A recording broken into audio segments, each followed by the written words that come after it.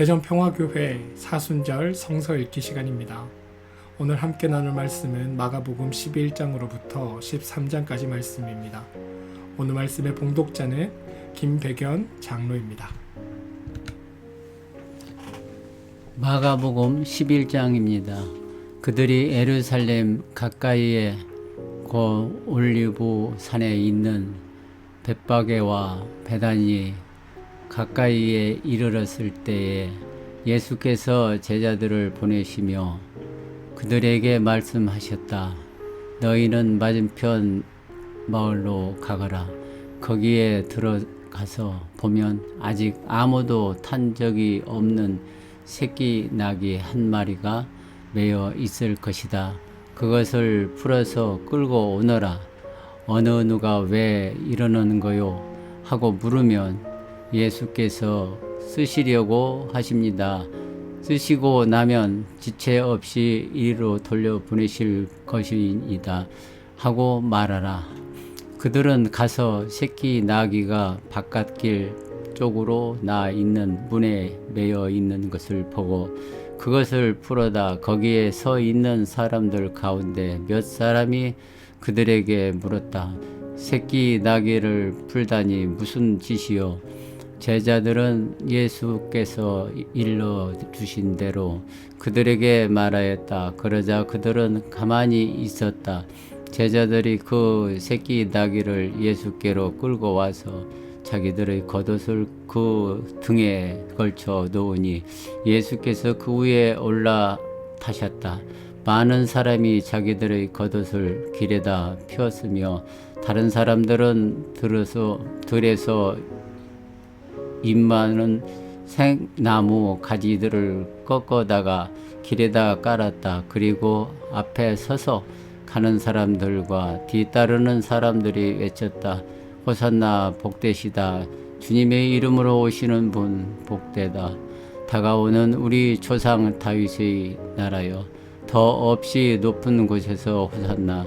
예수께서 예루살렘에 이르러 성전에 들어가셨다. 그는 거기서 모든 것을 들러보신 뒤에 날이 이미 저물었으므로 12 제자와 함께 베다니로 나가셨다.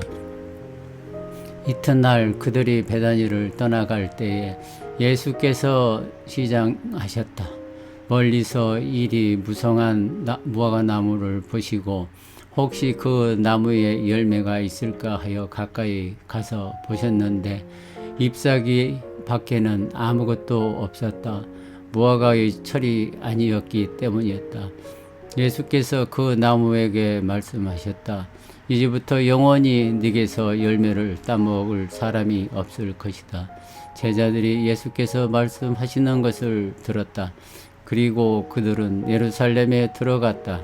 예수께서 성전에 들어가셔서 성전 뜰에서 팔고 사고 하는 사람들을 내쫓으시면서 돈을 바꾸어 주는 사람들의 상과 비둘기를 파는 사람들의 의자를 들러 엎으시고 성전 뜰을 가로질러 물건을 나르는 것을 금하셨다.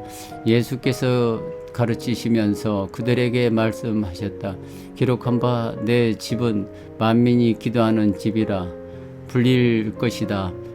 하지 아니하였느냐? 그런데 너희는 그것을 강도들의 소굴로 만들어 버렸다. 대제사장들과 율법학자들이 이 말씀을 듣고서는 어떻게 예수를 없애버릴까 하고 방도를 찾고 있었다. 그들은 예수를 두려워하고 있었던 것이다. 무리가 다 예수의 가르침에 놀라고 있었기 때문이다. 저녁 때가 되면 예수와 제자들은 을에 성 밖으로 나갔다. 이른 아침에 그들이 지나가다가 그 무화과 나무가 뿌리채 말라버린 것을 보았다. 그래서 베드로가 전날 일이 생각나서 예수께 말하였다.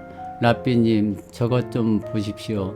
선생님이 저주하신 저 무화과 나무가 말라버렸습니다. 예수께서 그들에게 말씀하셨다. 하나님을 믿으라. 네가 진정으로 너희에게 바라노라. 누구든지 이 산더러 번쩍 들어서 바다에 던져라 하고 말하고 마음에 의심하지 않고 말한 대로 될 것을 믿으면 그대로 이루어질 것이다. 그러므로 나는 너희에게 말한다. 너희가 기도하면서 구하는 것은 무엇이든지 이미 그것을 받은 줄로 믿어라. 그리하면 너희에게 그대로 이루어질 것이다. 너희가 서서 기도할 때 어떤 사람과 서로 등진 일이 있으면 용서하여라. 그래야 하늘에 계신 너희 아버지께서도 너희 잘못을 용서해 주실 것이다. 그들은 다시 예루살렘에 들어갔다. 예수께서 성전 뜰에서 거닐고 계실 때에 대제사장들과 율법학자들과 장로들이 예수께로 와서 물었다. 당신은 무슨 권한으로 이런 일을 합니까? 누가 당신에게 이런 일을 할 수 있는 권한을 주셨습니까? 예수께서 그들에게 말씀하셨다. 나도 너희에게 한 가지를 물어보겠으니 나에게 대답해 보라. 그러면 내가 무슨 권한으로 이런 일을 하는지를 너희에게 말하겠다. 요한의 세례가 하늘에서 온 것이냐 사람에게서 온 것이냐 내게 대답해 보라. 그들은 자기들끼리 수군 의논하며 말하였다. 하늘에서 왔다고 말하면 어찌하여 그를 믿지 않느냐고 할 것이었다. 그렇다고 해서 사람에게서 왔다고 대답할 수도 없지 않은가. 그들은 무리를 무서워하고 있었다. 무리가 모두 요한을 참 예언자로 알고 있었기 때문이었다. 그래서 그들이 예수께 대답하였다. 모르겠습니다. 예수께서 그들에게 말씀하셨다. 나도 네가 무슨 권한으로 이런 말을 하는지를 너희에게 말하지 않겠다. 마가복음 12장입니다. 예수께서 그들에게 비유로 말씀하시기 시작하셨다. 어떤 사람이 포도원을 일구어서 울타리를 치고 포도즙을 짜는 확을 짜고 망대를 세웠다. 그리고 그것을 농부에게 새로 주고 멀리 떠났다. 때가 되어서 주인은 농부에게서 포도원 소출의 얼마를 받으려고 한 종을 농부에게 보냈다. 그런데 그들은 그 종을 잡아서 때리고 빈손으로 돌려보냈다. 주인이 다시 다른 종을 농부에게 보냈다. 그랬더니 그들은 그 종의 머리를 때리고 그를 능욕하였다. 주인이 또 다른 종을 농부에게 보냈더니 그들은 그 종을 죽였다. 그래서 또 다른 종을 많이 보냈는데 더러는 때리고 더러는 죽였다. 이제 그 주인에게는 단 한 사람 곧 사랑하는 아들이 남아 있었다. 마지막으로 그 아들을 그들에게 보내며 말하기를 그들이 내 아들이야 존중하겠지 하였다. 그러나 그 농부들은 서로 말하였다. 이 사람은 상속자다. 그를 죽여버리자.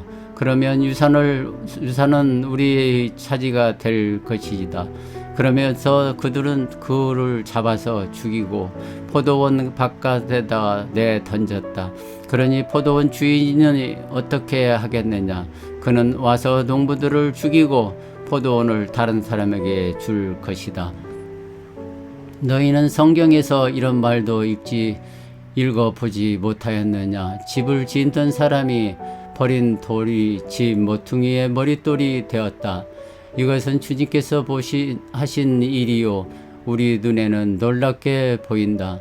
그들은 이 비유가 자기들의 겨냥하여 하신 말씀인 줄 알아차리고 예수를 잡으려고 하였다. 그러나 그들은 무리를 두려워하여 예수를 그대로 두고 떠나갔다. 그들은 말로 예수를 책잡으려고 바리새파 사람들과 헤롯 당원 가운데서 몇 사람을 예수께로 보냈다. 그들이 와서 예수께 말하였다. 선생님, 우리는 선생님이 진실한 분이시고 아무에게도 매이지 않은 분이심을 압니다. 선생님은 사람의 겉모습을 판단하지 않으시고 하나님의 길을 참되게 가르치십니다. 그런데 황제에게 세금을 바치는 것이 옳습니까? 옳지 않습니까? 바쳐야 합니까? 바치지 말아야 합니까? 예수께서 그들이 속임수를 아시고 그들에게 말씀하셨다. 어찌하여 나를 시험하느냐? 데나리온 한 입을 가져다가 그에게 보이라. 그들이 그것을 가져오니 예수께서 그들에게 물으셨다. 이 초상은 누구의 것이며 적힌 글자는 누구의 것이냐? 그들이 대답하였다. 황제의 것입니다. 예수께서 그들에게 말씀하셨다. 황제의 것은 황제에게 돌려주고 하나님의 것은 하나님에게 돌려드려라. 그들은 예수께 경탄하였다. 부활이 없다고 주장하는 사두개파 사람들이 예수께 와서 물었다. 선생님, 모세가 우리에게 써주기를 어떤 사람의 형이 자식이 없이 아내만 남겨두고 죽으면 그 동생이 그 형수를 맞아들여서 그의 형에게 대를 이을 자식을 낳아 주어야 한다 하였습니다.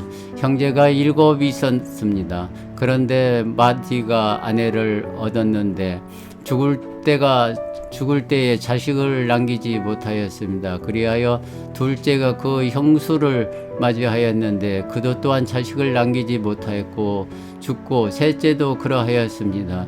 7이 모두 자식을 두지 못하였습니다. 맨 마지막으로 그 여자도 죽었습니다. 그들이 살아날 부활 때에 그 여자는 그들 가운데 누구의 아내가 되겠습니까? 7이 모두 그 여자를 아내로 맞아들였으니 말입니다. 예수께서 그들에게 말씀하셨다. 너희는 성경도 모르고 하나님의 능력도 모르니까 잘못 생각하는 것이 아니냐. 사람이 죽은 사람들 가운데서 살아날 때에는 장가도 가지 않고 시집도 가지 않고 하늘에 있는 천사들과 같다. 죽은 사람들이 살아나는 일에 관하여서 모세의 책에 떨기나무 이야기가 나오는 대목에서 하나님께서 모세에게 어떻게 말씀하셨는지를 너희는 읽어보지 못하였느냐. 하나님께서 모세에게 말씀하시기를 나는 아브라함의 하나님이요 이삭의 하나님이요 야곱의 하나님이다 하시지 아니하셨느냐. 하나님은 죽은 사람들의 하나님이 아니라 살아있는 사람들의 하나님이시다. 너희는 생각을 크게 잘못하고 있다.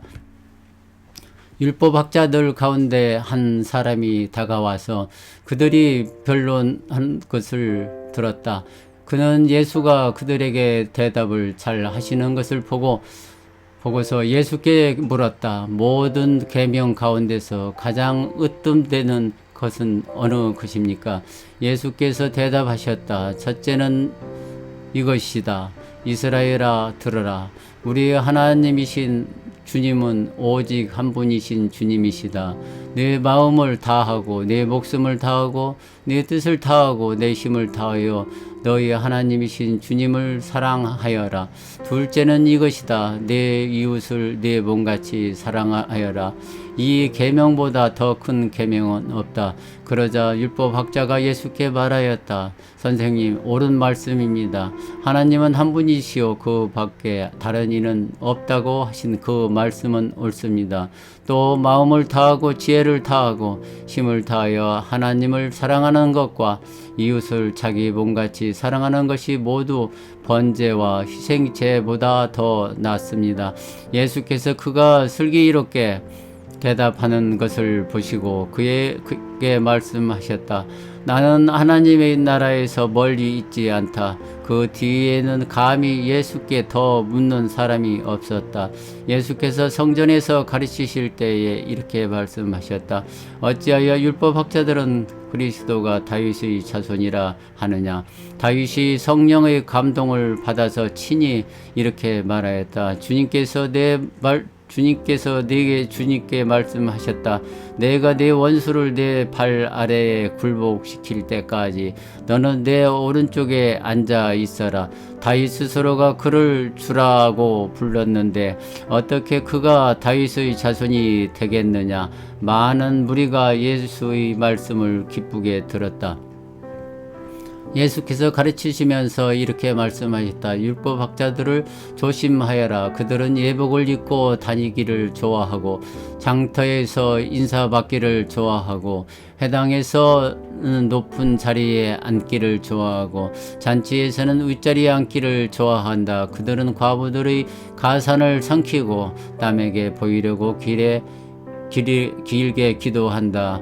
이런 사람들이야말로 더 엄한 심판을 받을 것이다.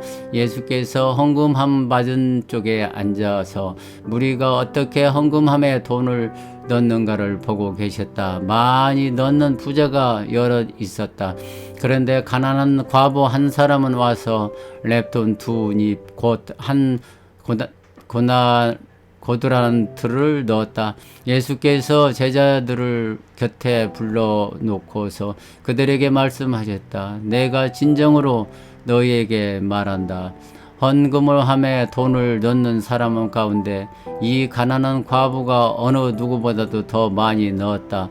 모두 다 넉넉한 데서 얼마씩을 떼어 넣었지만 이 과부는 가난한 가운데서 가진 것 모두 곧 자기 생활비 전부를 털어 넣었다. 마가복음 13장입니다.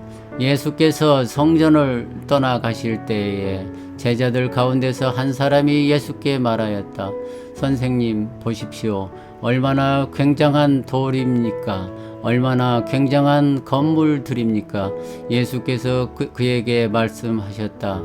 너는 이 큰 물건들을 보고 있느냐? 여기에 돌 하나도 둘 위에 남지 않고 다 무너질 것이다. 예수께서 올리브산에서 성전을 마주 보고 앉아 계실 때에 베드로와 야고보와 요한과 안드레가 따로 예수께 물었다. 우리에게 말씀해 주십시오. 이런 일이 언제 일어나겠습니까? 또 이런 일들이 이루어지려고 할 때에 무슨 징조가 있겠습니까? 예수께서 그들에게 말씀하셨다. 누구에게도 속지 않도록 조심하여라. 많은 사람이 내 이름으로 와서는 내가 그리스도다 하면서 많은 사람을 속일 것이다. 또 너희는 여기저기서 전쟁이 일어난 소식과 전쟁이 일어날 것이라는 소문을 듣게 되어도 놀라지 말라. 이런 일이 반드시 일어나야 한다. 그러나 아직은 끝이 아니다. 민족과 민족이 맞서 일어나고 나라와 나라가 맞서 일어날 것이며 지진이 곳곳에서 일어나고 기근이 들 것이다. 이런 일들이 진통의 시작이니다. 너희는 스스로 조심하여라. 사람들이 너희를 법정에 넘겨줄 것이며 너희가 회당에서 매를 맞을 것이다. 또 너희는 나 때문에 총독들과 임금들 앞에 서게 되고 그들에게 증언할 것이다. 먼저 복음이 모든 민족에게 전파되어야 한다. 사람들이 너희를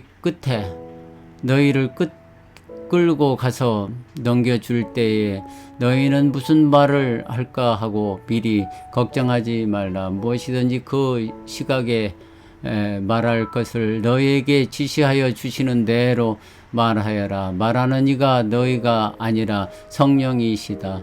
형제가 형제를 죽음에 넘겨주고 아버지가 자식을 또한 그렇게 하고 자식이 부모를 거슬러 일어나서 부모를 죽일 것이다. 너희는 내 이름 때문에 모든 사람에게 미움을 받을 것이다. 그러나 끝까지 견디는 사람은 구원을 받을 것이다. 황폐하게 하는 가증스러운 물건이 서지 못할 곳에 선 것을 보거든 읽는 사람은 깨달아라. 그 때문에 유대에 있는 사람들은 산으로 도망하여라. 지붕 위에 있는 사람은 내려오지 말고 또 제 집 안에 무엇을 꺼내려고 들어가지도 말라. 들에 있는 사람은 제 겉옷을 가지려 뒤로 돌아서지 말아라. 그날에 아이 뵌 여자들과 젖먹이가 딸린 여자들은 불행하다. 이 일이 겨울에 일어나지 않도록 기도하라. 그날에 환란이 닥칠 것인데 그런 환란은 하나님께서 세상을 창조하신 이래로 지금까지 없었고 앞으로도 없을 것이다. 주님께서 그 날들을 줄여주지 않으셨다면 구원받을 사람이 하나도 없을 것이다. 그러나 주님께서는 주님이 뽑으신 선택받은 사람들을 위하여 그 날들을 주셨다. 그때에 누가 너희에게 보아라, 그리스도가 여기에 있다, 보아라, 그리스도가 저기에 있다 하더라도 믿지 말아라. 거짓 그리스도들과 거짓 예언자들이 일어나 표징들과 기적들을 행하여 보여서 할 수만 있으면 선택받은 사람들을 홀리려 할 것이다. 그러므로 너희는 조심하여라. 내가 이 모든 일을 너희에게 미리 말하여 둔다. 그러나 그 환란이 지난 뒤에 그 날에는 해가 어두워지고 달이 빛을 내지 않고 별들이 하늘에서 떨어지고 하늘의 세력들이 흔들릴 것이다. 그때의 사람들이 인자가 큰 권능과 영광에 쌓여 구름을 타고 오는 것을 볼 것이다. 그때에 그는 천사들을 보내어 땅 끝에서 하늘 끝까지 사방에서 선택된 사람들을 모을 것이다. 무화과 나무에서 비유를 배워라. 그 가지가 연하여지고 잎이 돋으면 너희는 여름이 가까이 온 줄을 안다. 이와 같이 너희도 이런 일들이 일어나는 것을 보거든 인자가 문 앞에 가까이 온 줄을 알아라. 내가 진정으로 너희에게 말한다. 이 세대가 끝나기 전에 이 모든 일이 다 일어날 것이다. 하늘과 땅은 없어질 것이라도 나의 말은 절대로 없어지지 않을 것이다. 그러나 그 날과 그때는 아무도 모른다. 하늘의 천사도 모르고 아들도 모르고 오직 아버지만 아신다. 조심하고 깨어 있어라. 그때가 언제인지를 너희가 모르기 때문이다. 사정은 여행하는 어떤 사람의 경우와 같은데 그가 집을 떠날 때에 자기 종들에게 권한을 주어서 각 사람에게 할 일을 맡기고 문지기에게는 깨어 있으라고 명령한다. 그러므로 깨어 있어라. 집주인이 언제 올지는 저녁역일지 한밤중일지 닭이 울 무렵일지 이른 아침일지 너희가 알지 못하기 때문이다. 주인이 갑자기 와서 너희가 잠자고 있는 것을 보게 되는 일이 없도록 하여라. 내가 너희에게 하는 말은 모든 사람에게 하는 말이다. 깨어 있어라.